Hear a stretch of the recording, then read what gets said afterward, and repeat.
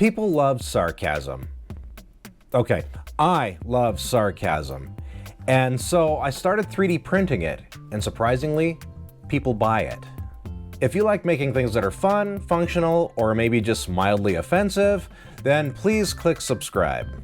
Quick thanks to PCBWay for sponsoring this video. If you're doing anything electronics related, they've got prototyping services, custom PCBs, CNC, and more. Links below. I've had various signs listed in my Etsy shop that I designed myself, and a few of them have sold surprisingly well. In fact, I made a video way back in the early days of this channel showing how I designed one using Shaper 3D.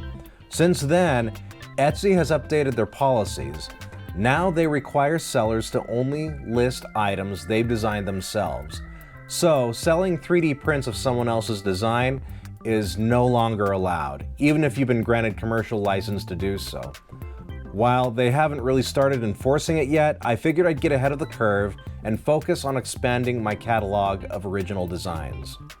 I already had a good base layout for my sign, so I thought, why not run with it? Why snarky signs? Well, how many times have you walked into an office, a classroom, or someone's kitchen and seen a quote that made you laugh or groan? Snark sells. You can think otherwise, but if I agreed with you, then we would both be wrong. Huh? Like I mentioned earlier, I create my designs in Shaper 3D. I designed the sign and the frame as two separate pieces so I can offer either a framed or frameless version, depending on what the customer wants. Now here's the trick. My base model doesn't actually include any text. The text, I add that later, directly in the slicer. This lets me reuse the same design over and over while still creating new products just by swapping out the phrase.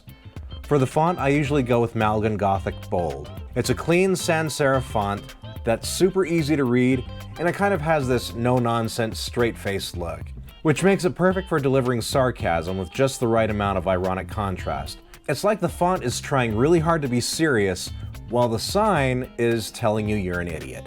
When it's time to list my products on Etsy or wherever else I might sell them, I keep my photos simple.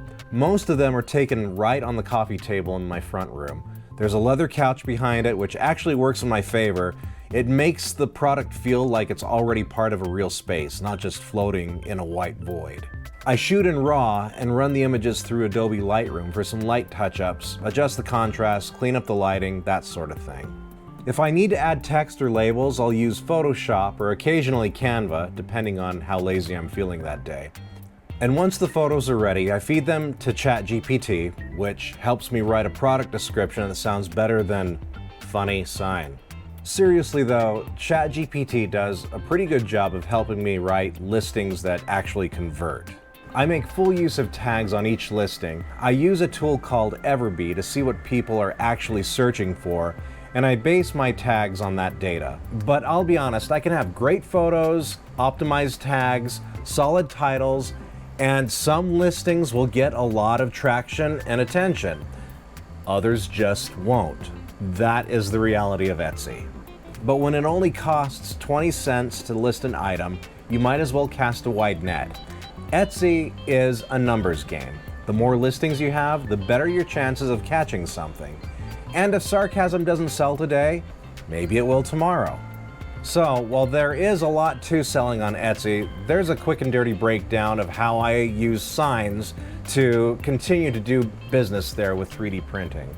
If you'd like for me to dive deeper into my processes for listing things on Etsy, let me know in the comments. And if you have a favorite snarky quote, feel free to drop that in the comments as well. Don't forget to like and subscribe, stay snarky, stay productive, and I'll see you on the next layer.